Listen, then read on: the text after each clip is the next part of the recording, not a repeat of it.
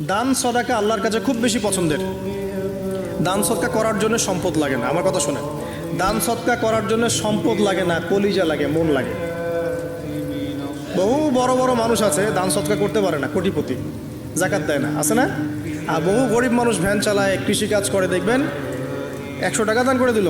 মন থাকতে হয়, মন, কলিজা বড় থাকতে হয়।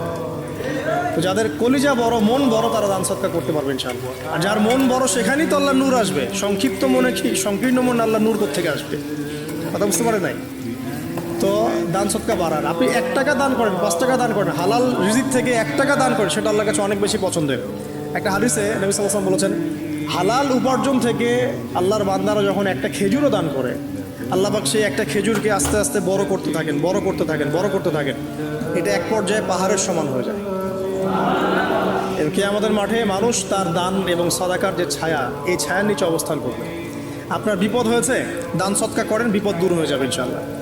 জটিল কোনো রোগ হয়েছে, কোনো ডাক্তার ট্রিটমেন্ট করতে পারছে না, সদকা করেন, রোগ ভালো হয়ে যেতে পারে ইনশাআল্লাহ।